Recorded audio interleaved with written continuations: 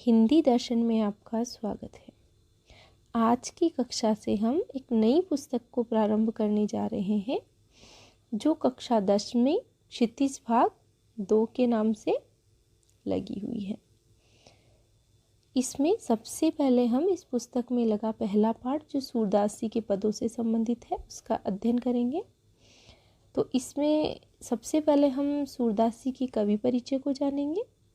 उसके पश्चात जो सूरदास से संबंधित पद हमारी पाठ्य पुस्तक में दिए हुए हैं उन पदों की विस्तृत व्याख्या करेंगे और तत्पश्चात जो पाठ्य पुस्तक में दिए हुए हैं प्रश्न हैं उनको हल करेंगे और उसके बाद में कुछ वस्तुनिष्ठ महत्वपूर्ण प्रश्नों को हल करेंगे जो आपकी परीक्षा के लिए अत्यंत महत्वपूर्ण होंगे। तो आइए देखते हैं। सबसे पहले हम सूरदास जी के विषय में। सूरदास जी जो हैं वो भक्तिकालीन कृष्ण काव्य धारा के प्रमुख कवि रहे हैं। ये श्री कृष्ण के अनन्य उपासक और ब्रजभाषा के श्रेष्ठ कवि हैं। सूरदास जी जन्म से अंधे थे या नहीं, इस संबंध में विद्वानों में मतभेद है। कुछ कहते हैं कि ये अंधे थे, कुछ कहते हैं ये अंधे नहीं थे। लेकिन इस बात की भी पुष्टि की जाती है कि कृष्ण बाल मनोवृत्तियों और कृष्ण लीलाओं का जैसा वर्णन सूरदास जी ने किया है ऐसा जन्म से अंधा व्यक्ति कभी नहीं कर सकता। अतः क्या कहा जा सकता है कि हो सकता है ये बाद में अंधे हुए होंगे। सूर ने वात्सल्य, श्रृंगार और शांत रस इनका मुख्यतः वर्णन अपने काव्यों में किया है। सूर के कृष्ण प्रेम और माधुर्य की प्रतिमूर्ति माना जाता है सूर को, और कोमलकांत पदावली, भावानुकूल शब्द चयन और सार्थक अलंकार योजना सूर के काव्य में देखने को मिलती। तो आइए देखते हैं सूरदास जी के जन्म से संबंधित कुछ तथ्य। सूरदास जी का जन्म 1478 ईस्वी में सीही में हुआ जो दिल्ली के निकट है। कुछ विद्वान मानते हैं कि इनका जन्म सीही में दिल्ली के निकट हुआ। सीही में मानने वाले विद्वानों में है डॉक्टर नगेंद्र, गणपति चंद्र गुप्त और वार्ता साहित्य के अनुसार हम कह सकते हैं कि इनका जन्म सीही में दिल्ली के निकट हुआ। और आचार्य रामचंद्र शुक्ल, हजारी प्रसाद द्विवेदी और श्याम सुंदर दास ये विद्वान मानते हैं कि इनका जन्म रुणकता मथुरा में हुआ। इनकी मृत्यु से संबंधित तथ्य जो पाए जाते हैं वो पारसोली गांव में इनकी 1583 में इनकी मृत्यु हुई। इनके गुरु का नाम वल्लभाचार्य जी था और इनकी जो भाषा है वह ब्रज भाषा। सूरदास जी की प्रमुख 3 रचनाएं हमें देखने को मिलती हैं, सूरसागर, साहित्य लहरी और सूर सारावली। इनकी जो पहली रचना है सूरसागर, यह इनकी सर्वश्रेष्ठ कृति मानी जाती है। इनका जो मुख्य आधार स्रोत है सूरसागर का, यानी किस आधार पर इन्होंने यह पुस्तक लिखी है, या यूँ कह सकते हैं कि सूरसागर का जो उपजीव्य ग्रंथ है वह श्रीमद् भागवत पुराण के 10वें स्कंद का 46वां और 47वां अध्याय माना जाता है। श्रीमद् भागवत का 46वां और 47वां अध्याय और 10वां स्कंद माना जाता है। भागवत पुराण की तरह इसका विभाजन भी कितने स्कंदों में हुआ है? 12 स्कंदों में हुआ है। और कहते हैं कि इसके 10वें स्कंद में सबसे ज़्यादा पद रचे गए हैं।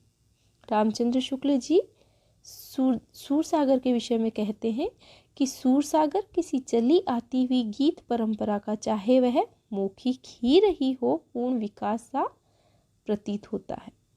और क्योंकि ये आपको ध्यान में इसलिए रखना है क्योंकि जो भ्रमर गीत है वह हमारे पाठ्य पुस्तक में लगा हुआ है और भ्रमर गीत के जो पद हैं वो हमारे लिए बहुत महत्वपूर्ण है। और भ्रमर गीत के ही विषय में आचार्य रामचंद्र शुक्ल ने कहा है कि भ्रमर गीत सूरसागर के भीतर का एक सार रत्न है। और भ्रमर गीत किसका अंश है? सूरसागर का। सूरसागर में से जो पद हमारी पाठ्य पुस्तक में लगाए हुए हैं भ्रमर गीत के, वो इसी में से लिए गए हैं। अगली रचना है साहित्य लहरी। इसमें दृष्टकूट पदों में राधा कृष्ण की लीलाओं का वर्णन किया गया है और अलंकार निरूपण की दृष्टि से यह महत्वपूर्ण ग्रंथ माना जाता है। और इनकी तीसरी जो रचना है वह है सूर सारावली। अब हम कुछ विशेष तथ्य देखते हैं जो सूरदास जी से संबंधित है। सूरदास जी को अन्य किन किन नामों से जाना जाता था? सूरदास जी को खंजनैन, भावाधिपति, वात्सल्य सम्राट, जीवनोत्सव का कवि, पुष्टिमार का जहाज आदि कई नामों से पुकारा जाता है। सूरदास जी को खंजनयन, भावाधिपति, वात्सल्य रस सम्राट, जीवनोत्सव का कवि, पुष्टिमार्ग का जहाज और कई नामों से पुकारा जाता है। तो ये जो नाम देने वाले थे, वात्सल्य सम्राट, जीवनोत्सव का कवि और सहृदयता या वाग्वेदिकता का कवि किसने कहा है? आचार्य रामचंद्र शुक्ल ने कहा है सूरदास जी को। और पुष्टिमार्ग का जहाज, इनकी मृत्यु होने पर पुष्टिमार्ग का जहाज किसने कहा है सूरदास जी को? इनकी जब मृत्यु हुई तो विठलनाथ जी ने इन्हें पुष्टिमार्ग का जहाज कहा। और क्या कहा संबोधित करते हुए? पुष्टिमार्ग को जहाज जात है, सो जाको कछु लेन हो सो ले लो। इन्हें साहित्य जगत का सूर्य भी कहा जाता है। ये साहित्य में प्रचलित कथन है कि सूर सूर तुलसी ससी उड़गन कैसा उदास। तो हम क्या कहेंगे कि हिंदी साहित्य जगत में सूरदास जी सूर्य के समान हैं, तुलसीदास जी चंद्रमा के समान, सूरदास जी सूर्य के समान, तुलसीदास जी चंद्रमा के समान और केशवदास जी तारे के समान है। सूर सूर तुलसी ससी उड़गन केशवदास। अब हम देखेंगे जो भ्रमर गीत सार है उसकी कुछ विशेषताओं को, जो हम हमारे आने वाले 4 पदों में व्याख्या में समझेंगे। वो लगभग सभी विशेषताएं यहाँ भ्रमर गीत में मौजूद होंगी। हम आपको बता चुके हैं कि जो भ्रमर गीत है उसका जो आधार स्रोत है वह श्रीमद् भागवत का 10वां स्कंद और 46वां और 47वां अध्याय है। श्री कृष्ण जब अपने मित्र उद्धव जी को गोपियों के पास योग का संदेश लेकर भेजते हैं तो गोपियों को उन्होंने ज्ञान योग का संदेश दिया, पर गोपियाँ कृष्ण से एकनिष्ठ प्रेम करती हैं और उनके योग को वो नहीं अपनाती हैं। तो जब उद्धव जी उनको योग का संदेश देने जाते हैं, वहाँ उद्धव गोपी संवाद चल रहा होता है, तो गोपियाँ सीधे सीधे उनसे कुछ नहीं कह पाती। तो एकदम से एक भौंरा उड़कर उनके पास में आता है और वो उस भौंरे को प्रतीक बनाकर अन्योक्ति के माध्यम से उद्धव जी पर व्यंग्य करती हैं और उपालंब देती हैं। इस वजह से ये जो उपालंब दिए गए, ये जो व्यंग्य किए गए, उसी भ्रमर को माध्यम बनाकर दिए गए। इस वजह से इसका नाम भ्रमर गीत रख दिया गया। जो सूरदास जी का भ्रमर गीत है वह अत्यंत महत्वपूर्ण है साहित्य जगत में। इसमें एक ओर तो निर्गुण का खंडन और सगुण का मंडन किया गया है, वहीं दूसरी ओर ज्ञान योग की पराजय और प्रेम भक्ति की विजय का प्रतिपादन किया गया है। गोपियों की वचन वक्रता, तर्कशीलता एवं भावुकता यहाँ दर्शनीय है। कृष्ण के प्रति जो अनन्य प्रेम है उसको यहाँ दिखाया गया है। इसके साथ ही साथ विरह वेदना का जो मार्मिक चित्रण है वो सूरदास जी के भ्रमर गीत में हमें देखने को मिलता है। तो आइए देखते हैं हम भ्रमर गीत की कुछ विशेषताओं को। निर्गुण का खंडन और सगुण का मंडन। जो सूरदास जी का भ्रमर गीत है इसमें जो निर्गुण है उसका खंडन किया गया है और सगुण का मंडन किया गया है। सूर से पूर्व कबीर आदि संतों ने सगुण ईश्वर का खंडन किया है। वे निर्गुण ब्रह्म की उपासना करते हैं, लेकिन सूरदास जी भ्रमर गीत के माध्यम से इसकी महत्ता का प्रतिपादन करते हैं और ऐसा करके निर्गुण पर सगुण की और ज्ञान पर भक्ति की तथा योग पर प्रेम की विजय का पोषण करते हैं। कृष्ण उद्धव को सगुण ब्रह्म की उपासना का पाठ पढ़ाने हेतु ब्रज भेजते हैं। उद्धव को ज्ञान का जो संदेश वो देने जाते हैं वो उन पर भारी पड़ जाता है। वे निर्गुण का उपदेश देने ब्रज जाते हैं, लेकिन गोपियों के दृढ़ प्रेम के आगे वो नतमस्तक हो जाते हैं। इसमें भ्रमर गीत में एक लाइन भी आती है कि रूप न रेख बरन बपु जाके और निर्गुण कौन देश को वासी। अर्थात जो गोपियाँ हैं, भ्रमर गीत की गोपियाँ, वो किसी भी हालत में निर्गुण ईश्वर को नहीं अपनाती हैं और जो उद्धव जी हैं उनके योग मार्ग को अपनाने में हाँ नहीं करती हैं और निर्गुण के स्थान पर सगुण के और योग के स्थान पर प्रेम को ही वो मानती हैं और अंत में जो उद्धव जी हैं वो भी उनके अनुगामी बन जाते हैं। सूरदास जी का जो भ्रमर गीत है उसमें मौलिक उद्भावनाएं की गई हैं, अर्थात जो वर्णन उन्होंने किया है, चाहे वो ब्रज की स्मृति हो, कृष्ण जब यहाँ रहते थे ब्रज में, उस समय की स्मृति हो, चाहे यमुना तट, कदम की छाया, कुंज लताएं, गोचारण, मतलब ऐसा लगता है जैसे सूरदास जी सजीव चित्रण कर रहे हैं। इन्होंने जो गोपियों की वाद विदग्धता है, वक्रता है और व्यंग्य को प्रकट किया है। गोपियों की वाक चातुर्य को बड़े अच्छे ढंग से सूरदास जी ने प्रस्तुत किया है। एक जगह गोपियाँ उद्धव जी से कहती हैं, जब वो ज्ञान योग की गठरी को लेकर के आते हैं तो गोपियाँ कहती हैं, आयो बड़ो घोष व्यापारी, ला दिखेप गुण ज्ञान जोग की, ब्रज में आए उतारी। अर्थात आपकी ये ज्ञान और योग की जो गठरी है, जो आप ब्रज में लाकर यहाँ उतार रहे हैं, आपका सामान यहाँ नहीं बिकने वाला। तो इस तरह से कई तरह की कटाक्ष व्यंग्य गोपियाँ उद्धव जी पे करती हैं। इन्होंने प्रेम की महत्ता का गायन किया है, अर्थात जो सूरदास जी हैं वो भ्रमर गीत के माध्यम से प्रेम की महत्ता को प्रस्तुत करते हैं। गोपियाँ प्रेम के महत्व को ही स्वीकार करती हैं, योग के मार्ग को वो नहीं अपनाती हैं। वो अपने श्री कृष्ण से एकनिष्ठ प्रेम करती हैं, अनन्य प्रेम करती हैं।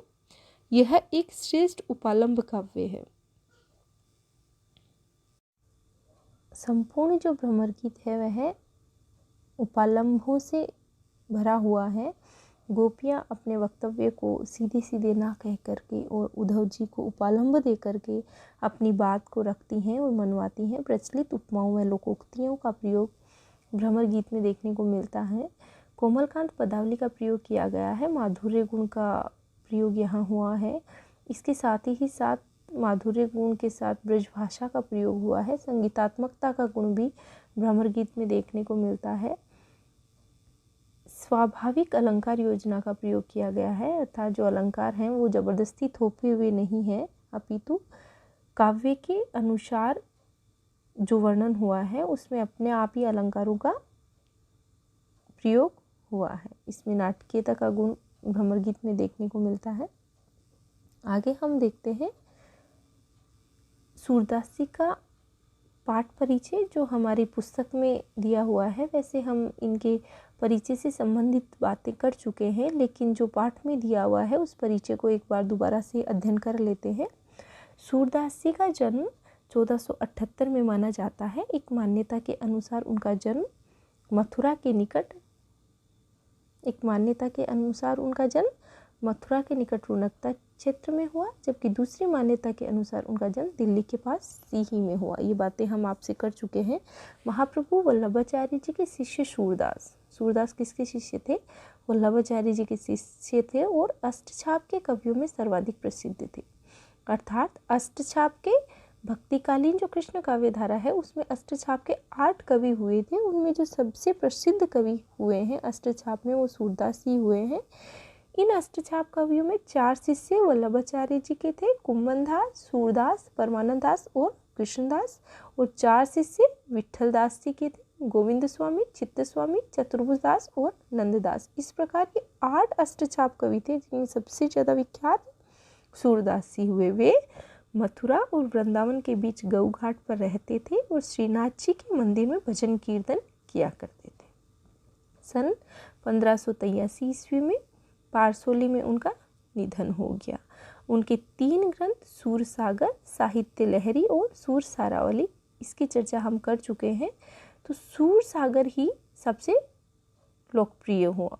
कौन से 3 ग्रंथ हैं? सूरसागर, साहित्य लहरी और सूर सारावली। खेती और पशुपालन वाले भारतीय समाज का दैनिक अंतरंग चित्र और मनुष्य की स्वाभाविक वृत्तियों का चित्रण सूर की कविता में मिलता है। सूर वात्सल्य और श्रृंगार के श्रेष्ठ कवि माने जाते हैं। वात्सल्य और श्रृंगार के श्रेष्ठ कवि माने जाते हैं सूरदास जी।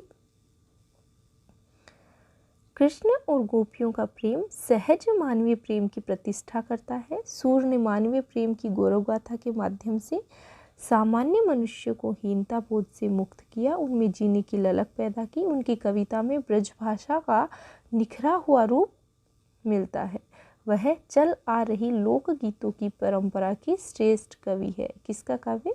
सूरदास जी का काव्य। आगे हम देखते हैं जो हमारे पाठ्य पुस्तक में जो पद लगे हुए हैं 4 पद, उन पदों की जो व्याख्या है वो करेंगे। उससे पहले ये जो पद हैं इनमें कौन से पद में किस चीज़ का वर्णन किया गया है और कहाँ से लिया गया है उसके बारे में अध्ययन करेंगे। तो यहाँ लिखा हुआ है कि सूरदास जी के भ्रमर गीत से 4 पद लिए गए हैं। अपनी जो पाठ्य पुस्तक में भ्रमर गीत के 4 पद लगे हुए हैं। कृष्ण ने मथुरा जाने के बाद स्वयं ने लौटकर उद्धव के जरिए गोपियों के पास संदेश भेजा था। किसका संदेश भेजा था? योग और ज्ञान का संदेश भेजा था। उद्धव ने निर्गुण ब्रह्म और योग का उपदेश देकर गोपियों की विरह वेदना को शांत करने का प्रयास किया। गोपियाँ ज्ञान मार्ग की बजाय प्रेम मार्ग को पसंद करती थी, इस कारण उन्हें उद्धव का जो शुष्क संदेश है वह पसंद नहीं आया। तभी वहाँ एक भौरा आ पहुँचा। यहीं से भ्रमर गीत का प्रारंभ होता है। ये तो हो गई छोटी सी कहानी। अब हम देखते हैं गोपियों ने भ्रमर के बहाने उद्धव पर व्यंग्य बाण छोड़े। किसके बहाने व्यंग्य बाण छोड़े? गोपियों ने भ्रमर के बहाने व्यंग्य बाण छोड़े। पहले पद में क्या बताया गया है? पहले पद में गोपियों की यह शिकायत वाजिब लगती है कि यदि उद्धव कभी स्नेह के धागे से बंधे होते तो विरह की वेदना को अनुभूत अवश्य कर पाते। दूसरे पद में बताया गया है कि गोपियों की यह स्वीकारोक्ति है कि उनके मन की अभिलाषाएं मन में ही रह गई, वो कृष्ण के प्रति उनके प्रेम को गहराई को अभिव्यक्त नहीं कर पाई। तीसरे पद में बताया है कि उद्धव की योग साधना को कड़वी ककड़ी जैसा बताकर अपने एकनिष्ठ प्रेम में दृढ़ विश्वास प्रकट करती हुई गोपियाँ नजर आती हैं। और चौथे पद में उद्धव को ताना मारती हैं कि कृष्ण ने जब राजनीति पढ़ ली है। अंत में गोपियों द्वारा उद्धव को राजधर्म यानी प्रजा का हित याद दिलाया जाना सूरदास के लोक धर्मिता को दर्शाता है। अब हम देखते हैं सूरदास के पदों से संबंधित व्याख्या, जिसमें आप अपनी सुविधा के अनुसार इसे देख लेंगे, क्योंकि मैंने इसमें थोड़ा सा प्रसंग और जो विशेष है उसके संबंध में बताया है। प्रसंग में आप अगर लिखने का प्रयास करेंगे तो इस तरह से आप व्याख्यात्मक प्रश्न हल कर सकते हैं। और अगर वस्तुनिष्ठ प्रश्न आते हैं तो उसमें आपको ध्यान रखना है कि सूरदास का जो सूर सागर है उसमें से भ्रमर गीत लिया हुआ है और हमारी पाठ्य पुस्तक के क्षितिज भाग 2 में यह लगा हुआ है। और वैसे प्रसंग आप देखेंगे व्याख्यात्मक रूप से तो आप लिखेंगे, प्रस्तुत पद भक्तिकालीन कृष्ण भक्ति शाखा के प्रतिनिधि कवि सूरदास द्वारा रचित सूर सागर में संकलित भ्रमर गीत प्रसंग से यह पद लिया गया है। इसे पाठ्य पुस्तक क्षितिज भाग 2 में संकलित किया गया है। यहाँ गोपियों का कृष्ण के प्रति अनन्य प्रेम दिखाया है और जिस पद की व्याख्या आपसे करवाई जाएगी उस पद से संबंधित कुछ बातें आप यहाँ लिख देंगे। आगे विशेष में हम क्या देखते हैं कि जो संपूर्ण भ्रमर गीत है उसके विशेष में आप ये जो पॉइंट्स हैं इनको डाल सकते हैं। या फिर अगर वस्तुनिष्ठ प्रश्नों में अगर बात करते हैं हम, तो वस्तुनिष्ठ प्रश्नों में आपसे यूँ पूछा जा सकता है कि भ्रमर गीत की विशेषता नहीं है या भ्रमर गीत की विशेषता है, तो आप लिखेंगे कि यहाँ निर्गुण का खंडन एवं सगुण का मंडन किया गया है। गोपियों की वचन वक्रता दर्शनीय है, द्रष्टव्य है, क्योंकि ये सभी जो विशेषताएं हैं ये इन 4 पद जो हमारी पाठ्य पुस्तक में लगे हुए हैं इनमें तो हैं ही ये सभी विशेषताएं। इसके अलावा जो संपूर्ण भ्रमर गीत है उसकी ये विशेषताएं हैं। तो हम क्या कहेंगे? निर्गुण का खंडन और सगुण का मंडन किया गया है। गोपियों की वचन वक्रता यहाँ दर्शनीय है या द्रष्टव्य है। वियोग श्रृंगार ब्रज भाषा और गेय पद का प्रयोग हुआ है। कृष्ण के प्रति एकनिष्ठ प्रेम है वह गोपियों का यहाँ दिखाया गया है। अलंकार, अधिकतर पदों में अनुप्रास अलंकार आपको देखने को मिलेगा। इसके अलावा पद के अनुसार आप अलंकार का प्रयोग कर सकते हैं। अब हम सूरदास के पदों की व्याख्या करेंगे। तो सबसे पहले हम इस पद से संबंधित कठिन शब्दार्थ देख लेंगे। ऊधो तुम हो अति बड़भागी, अपरस्य रहत स्नेह तगाते, नाहिन मने अनुरागी, पुरैन पात रहत जल भीतर, तारस देह न दागी, जो जल माह तेल की गागरी बूंद न ताको लागी, प्रीति नदी में पाँव न बोरो, दृष्टि न रूप परागी, सूरदास अबला हम भोरी, गुर चीटी ज्यों पागी। तो देखिए पहले कठिन शब्दार्थ देख लेते हैं। उधो, उद्धव, तुम हो अति बड़भागी यानी भाग्यशाली, अपरस अर्थात नीरस, स्नेह यानी प्रेम, नाहिन यानी नहीं, मन यानी मन, पुरीन यानी कमल के पत्ते जल भीतर तारस ने देहन दागी, जो यानी जैसे, माहा यानी में, गागरी क्या होती है, मटकी होती है, बूंद न ताको लागी, प्रीति नदी अर्थात प्रेम रूपी नदी, पाँव न बोर्यो पैर न बोर्यो रखा यानी दृष्टि न रूप परागी, सूरदास अबला यानी औरत, हम भोरी भोली, गुर यानी गुड़ और चांटी यानी चींटी। तो आइए देखते हैं, ब्रज भाषा में लिखा हुआ ये पद है। तो ये जो भाषा है इतनी कठिन भाषा नहीं है, आपको आसानी से समझ में आ जाएगी। तो आइए देखते हैं, उधो तुम हो अति बड़ भागी। गोपियाँ उद्धव पर व्यंग्य कर रही हैं और वो जो सगुण प्रेम है उसको उद्धव को समझाने की कोशिश कर रही हैं कि उद्धव तुम जो हमारे लिए यह श्री कृष्ण द्वारा भेजा हुआ योग का संदेश है ये गलत लेकर आए हो। वो व्यंग्य करती हुई उद्धव को कह रही हैं, व्यंग्य करती हैं उन पे कि तुम तो हे उद्धव तुम तो बड़े ही भाग्यशाली हो। अर्थात क्यों हो भाग्यशाली, क्योंकि तुम भगवान श्री कृष्ण जिनसे हम एकनिष्ठ प्रेम करती हैं उनके पास में रहते हो, लेकिन फिर भी उनके प्रेम के बंधन से मुक्त हो, इसलिए तुम भाग्यशाली हो। ये व्यंग्य कर रही है, यानी तुम उनके पास रहकर भी उनके प्रेम को प्राप्त नहीं कर पा रहे हो। हे उद्धव तुम बड़े ही भाग्यशाली हो, क्योंकि तुम प्रेम के बंधन से पूरी तरह मुक्त हो। अपरस रहत स्नेह तगाते, तुम उस स्नेह से उस प्रेम से पूरी तरह से मुक्त हो। नाहिन मन अनुरागी, पुरीन पात रहत जल भीतर, अर्थात तुम्हारा मन किसी के प्रेम में डूबता नहीं है। पुरीन पात रहत जल भीतर, तारस देहन दागी, तुम श्री कृष्ण के निकट रहकर भी उस प्रेम के बंधन से उस तरह मुक्त हो जैसे कमल का पत्ता सदा पानी में रहता है लेकिन फिर भी जल से नहीं मिल पाता है, उस पर जल की एक बूंद भी नहीं टिक पाती है। फिर आगे उदाहरण देते हैं, कमल के पत्ते के उदाहरण के बाद में कहते हैं, जो जल माह तेल की गागरी, बूंद न ताको लागी, तुम तो उस तेल की मटकी के समान हो जिस पर एक पानी की बूंद भी नहीं ठहर पाती। इस प्रकार हे उद्धव तुम श्री कृष्ण के निकट रहते हुए भी उनके प्रेम को प्राप्त नहीं कर पा रहे हो, उनके प्रभाव से सदा तुम मुक्त बने हुए हो, इसलिए तुम भाग्यशाली हो। ये व्यंग्य में कह रही है कि तुम भाग्यशाली हो, अर्थात तुम भाग्यशाली नहीं हो, तुमने आज तक कभी भी भगवान श्री कृष्ण के प्रेम को प्राप्त करने की इच्छा नहीं रखी। प्रीति नदी में पाँव न बोर्यो, दृष्टि न रूप परागी, कि हे उद्धव तुमने प्रेम रूपी नदी में अपना पैर नहीं डुबोया और तुम्हारी दृष्टि किसी के रूप को देखकर भी उसमें उलझी नहीं।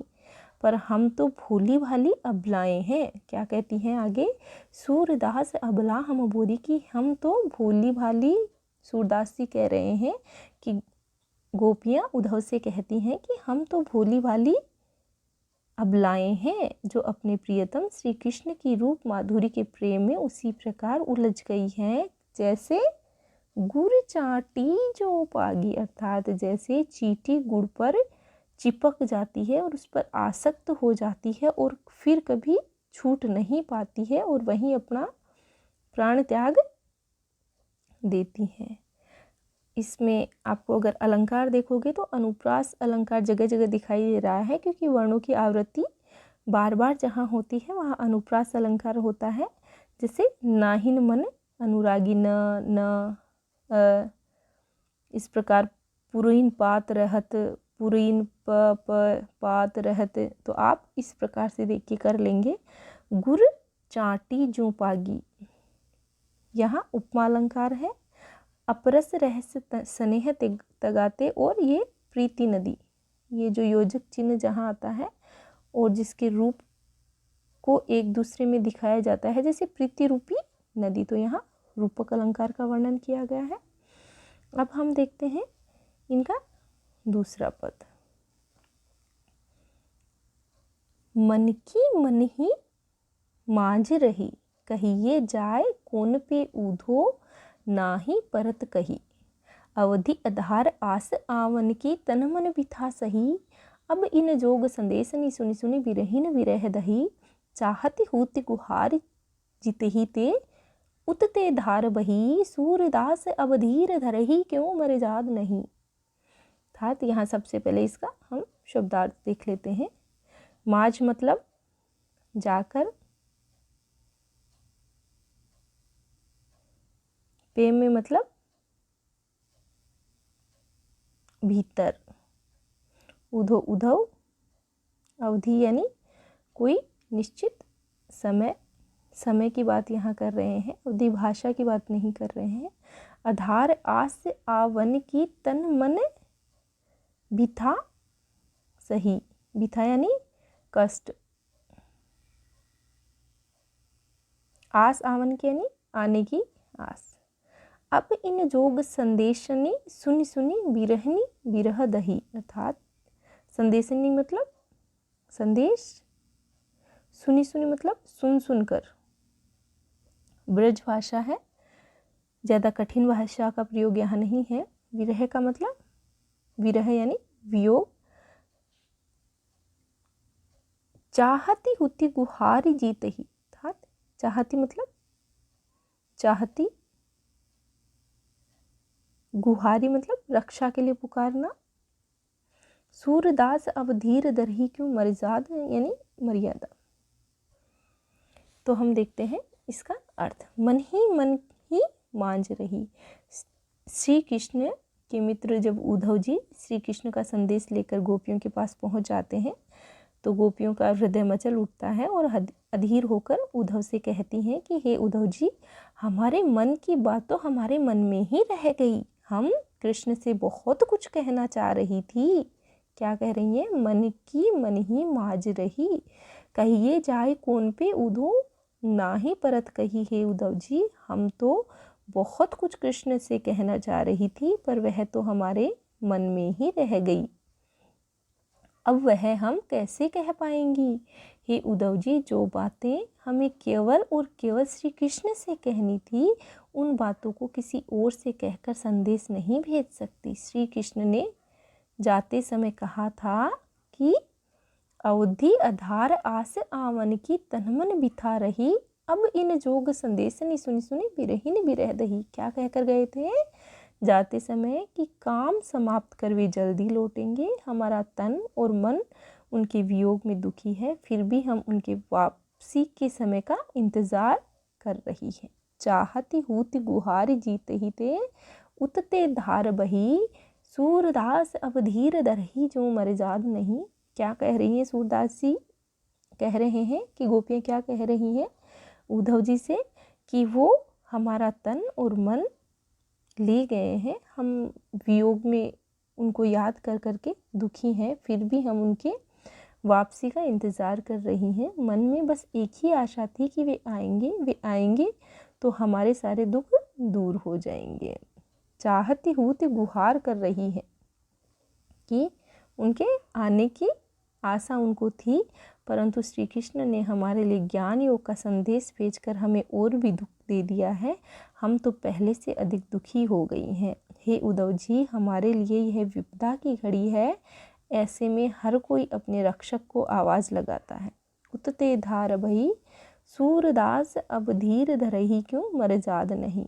क्या कह रही हैं कि हे उद्धव जी, प्रेम की हम मर्यादा में रहकर हमने सब कुछ किया, प्रेम के बदले हमने प्रेम मांगा, हमने कभी भी प्रेम में अपनी मर्यादा को नहीं तोड़ा। लेकिन जो भगवान श्री कृष्ण जी हैं जिनसे हमारा एकनिष्ठ प्रेम है, उन्होंने इस मर्यादा को तोड़ दिया। इसमें तन तन त त मतलब जहाँ तय मतलब आवृत्ति हो रही है बार बार वर्ण की, वहाँ अनुप्रास अलंकार है। मन की मन ही मांझ रही, चाहती हूति गुहार जीते ही में। और यहाँ उतते धार बही में रूपक अलंकार है। आगे हम देखते हैं अगला पद। अब हम देखते हैं अगला पद। हमारे हरिहारिल की लकरी, मन क्रम वचन नंद नंदन उरु यह दृढ़ करी पकड़ी। जागत सोवत स्वप्न दिवस निसी कान्हा कान जग करी। सुनत जोग लागत है ऐसो जो करोई का करी। सो तो व्याधि हमको ले आए देखने सुनी करी। यह तो सूरत नहीं ले सौंपो जिनके मन चकरी। यहाँ कठिन शब्दार्थ देखेंगे तो देखिए, हारिल। हारिल एक पक्षी का नाम है जो हमेशा अपने पंजों में एक लकड़ी को पकड़ कर रखता है और उसे कभी नहीं छोड़ता। इससे गोपियाँ अपनी जो अनन्य प्रेम भक्ति है उसको दिखा रही हैं। मन अर्थात मन, क्रम, वचन और नंद नंदन उर यानी वृद्ध है। यह दृढ़ करी पकड़ी ने पकड़ रखी है। जागत जागते हुए, सोवत सोते हुए, स्वप्न स्वप्न में भी, दिवस दिन में, निसी रात में, कान कहन यानी श्री कृष्ण पुकारती हैं। सुनत जोग लागत है जैसो, ये जो तुम्हारा योग मार्ग है, जोग अर्थात जो योग मार्ग है, यह ऐसा लगता है जो जैसे करुई ककड़ी अर्थात करुई कड़वी, करी यानी ककड़ी। सू तो व्याधि अर्थात रोग, हमको ले आए देखी सुनी न करी। यह तो सूर तिन ही ले सोपो जिनके मन चक्री अर्थात चंचल मन की बात यहाँ की गई है। तो आइए देखते हैं इसका अर्थ। यहाँ जो महाकवि सूरदास जी हैं, उन्होंने जो गोपियों के द्वारा उद्धव को योग मार्ग के संदेश के प्रति अरुचि दिखाई है, उसके संबंध में बताया है। कृष्ण के प्रति अपने एकनिष्ठ और अनन्य प्रेम को दिखाते हुए कहती हैं कि हे उद्धव जी, कृष्ण तो हमारे लिए हारिल पक्षी की लकड़ी के समान है। कृष्ण को किसके समान बताया है? हारिल पक्षी की लकड़ी के समान। हारिल पक्षी क्या करता है? उस लकड़ी को अपने पंजों में पकड़ कर रखता है और उसे कभी भी नहीं थामता है। तो हे उद्धव, कृष्ण तो हमारे लिए हारिल पक्षी की लकड़ी की तरह हैं। जैसे हारिल पक्षी उड़ते वक्त अपने पैरों में कोई लकड़ी या तिनका थामे रहता है और उसे विश्वास होता है कि वह उस लकड़ी को गिरने नहीं देगी, ठीक उसी प्रकार कृष्ण भी हमारे जीवन के आधार हैं।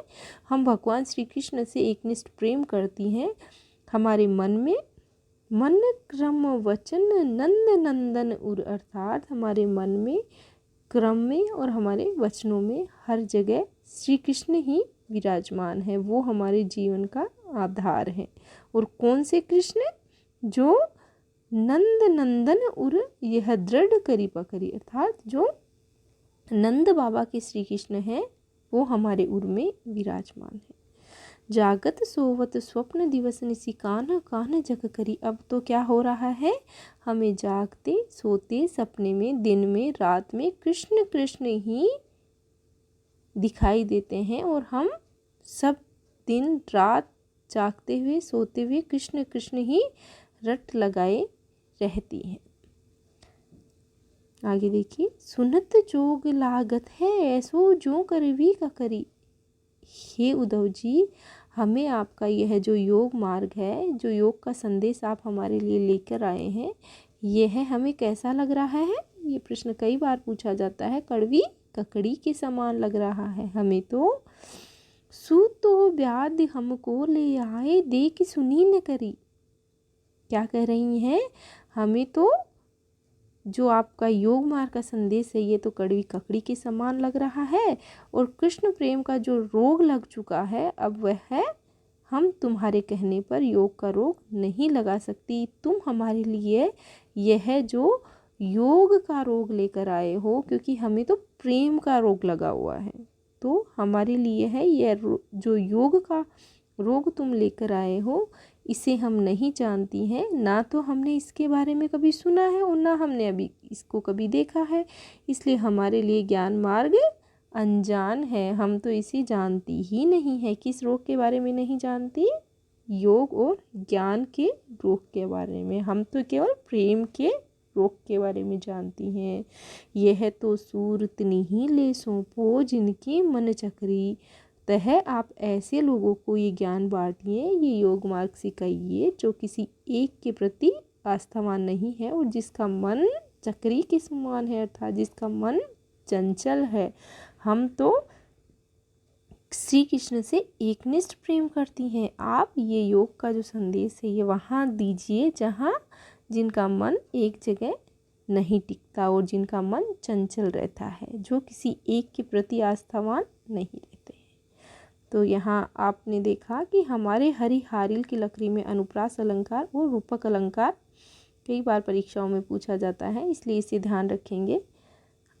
अगला पद हम देखते हैं। हरि है राजनीति पढ़ाए, समुझी बात कहत मधुकर के, समाचार सब पाए, एक अति चतुर हुई पहले ही अब गुरु ग्रंथ पढ़ाए। यहाँ गोपियाँ जो है वो व्यंग्य कर रही हैं। बड़ी बुद्धि जानी जो उनकी, जोग संदेश पढ़ाए, ऊधो भले लोग आगे के, परहित डोलत धाये, अब अपने मन फेर पाए, चलत जू हूत चुराए, ते क्यों अनीति करे आप उनजे, और अनीति छुड़ाए, राज धर्म तो यह सूर जो प्रजा ने जाहि सताए। यहाँ गोपियाँ राजधर्म की बात श्री कृष्ण से कर रही हैं। पहले इसके शब्दार्थ देख लेते हैं हम। पढ़ी आए मतलब पढ़कर आ गए हैं, समझी यानी समझकर आ गए हैं। समाचार संबोधन, जो समाचार सामान्य बात है। एक अति चतुर उते पहले ही अब गुरु ग्रंथ पढ़ाए। गुरु ग्रंथों की बात कही है कि शायद उन्होंने बड़े बड़े ग्रंथ पढ़ लिए हैं। फिर हम देखते हैं। बड़ी बुद्धि जानी जो उनकी, जोग संदेश से पढ़ाए। जोग संदेश यानी योग रूपी संदेश। ऊधो उधव भले लोग आगे के, परहित डोलत धाये। पठाए अर्थात भेजा। आगे के यानी पहले के, आगे के यानी पहले के, पठाए यानी भेजा। हित ढोलत यानी डोलत यानी हित डोलत मतलब घूमना दौड़ना अपने स्वयं के। पाई है यानी पा लेंगे।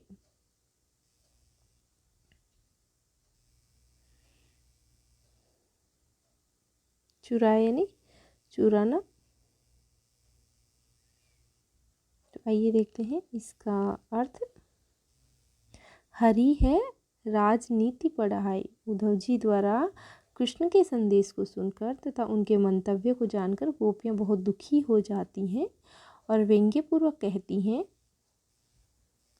कि वे तो पहले से ही बहुत चतुर चालाक थे। हरि है राजनीति पढ़ाई, किसके संबंध में कह रही हैं? कृष्ण जी के संबंध में कह रही हैं कि वे तो पहले से ही बहुत चतुर चालाक थे। अब राजनीति कारण से मथुरा गए हैं तो शायद उन्होंने राजनीति शास्त्र में भी महारत हासिल कर ली है और उन्होंने राजनीति सीख ली है। समुझी बात कहत मधुकर के, समाचार सब पाए। क्या कह रही हैं कि अब उन्होंने राजनीति पढ़ ली है तो शायद राजनीति शास्त्र में भी वो बहुत बड़े विद्वान बन गए हैं और हमारे साथ ही राजनीति कर रहे हैं। किसके साथ? गोपियों के साथ। एक अति चतुर होते पहले ही अब गुरु ग्रंथ पढ़ाए। वहाँ जाकर शायद उनकी बुद्धि और ज़्यादा तेज हो गई है, तभी तो हमारे बारे में सब कुछ जानते हुए भी उन्होंने हमारे पास उद्धव से योग का संदेश लेकर भेजा है। क्यों उन्होंने राजनीति पढ़ ली है? क्यों वो कहती हैं कि वो तो पहले ही चतुर चालाक थे, वो और ज़्यादा चतुर चालाक बन गए हैं क्योंकि उन्होंने राजनीति पढ़ ली है, क्योंकि उन्होंने उद्धव के हाथों योग का संदेश भेजा है। उद्धव जी का इसमें कोई दोष नहीं है, वे तो अगले जमाने के आदमी की तरह दूसरों के कल्याण करने में ही आनंद का अनुभव करते हैं। ये उद्धव जी बड़ी बुद्धि जानी जो उनकी, जोग संदेश पढ़ाए, ऊधो भले लोग आगे के। ऊधो तो अगले जमाने के आदमी की तरह हैं जो दूसरों का कल्याण करते हैं। पर हित डोलत धाए था, जो दूसरों का कल्याण करते हुए टोल रहे हैं। ये उद्धव जी, यदि कृष्ण ने हमारे से दूर रहने का निर्णय ही ले लिया है तो हम भी कोई मरे नहीं जा रही हैं। तो वो उद्धव जी से कह रही हैं कि आप जाकर उनसे क्या कहेंगे कि यहाँ से मथुरा जाते वक्त श्री कृष्ण हमारा मन भी हमारे साथ ले गए हैं। अब अपने मन फेर पाइए चलत जो तो चुराए। एक और जगह भ्रमर गीत में ये मन की बात आती है। यहाँ जिस तरह से इन्होंने कहा है कि हमारा जो मन है वह श्री कृष्ण जी ले गए हैं, तो गोपियाँ एक और जगह भ्रमर गीत में ही कहती हैं उद्धव जी से कि उधो मन नाही 10-20 एक तो सो गयो श्याम संग को आराधो। इसके हे उधो, हमारा तो एक ही मन है, वो तो वैसे ही श्री कृष्ण के पास चला गया है। तो यहाँ भी वही बात इन्होंने बताई है। ते क्यों अनीति करे आपुंजे और अनीति छुड़ाए राज धर्म, तो यह सूर जो प्रजा न जाहि सता है। यहाँ राजधर्म की बात गोपियाँ करती हैं और कह रही हैं उद्धव जी से कि हमारा मन तो उन्हीं के साथ है, उसे वे वापस कर दें। अत्याचारी का दमन कर प्रजा को अत्याचार से मुक्ति दिलाने के लिए वे मथुरा गए हैं। उनका कार्य उनको याद दिलाया है, परंतु वहाँ जाकर वे स्वयं हम पर अत्याचार कर रहे हैं। उनसे कहिएगा, हे उद्धव जी, उनसे कहिएगा कि एक अत्याचारी को कोई हक नहीं है कि वह किसी दूसरे अत्याचारी पर उंगली उठाए। हे उद्धव जी, आप उनसे कहिएगा कि वे हमारे राजा हैं और राजा होने के नाते उन्हें कोई भी ऐसा काम नहीं करना चाहिए जिससे उनकी प्रजा को किसी प्रकार का कोई कष्ट पहुँचे। एक राजा का धर्म क्या होता है, तो यहाँ राजधर्म की बात गोपियाँ करती हैं। आज के लिए इतना ही। अगली कक्षा में हम इस पाठ से संबंधित प्रश्नोत्तर हल करेंगे। धन्यवाद।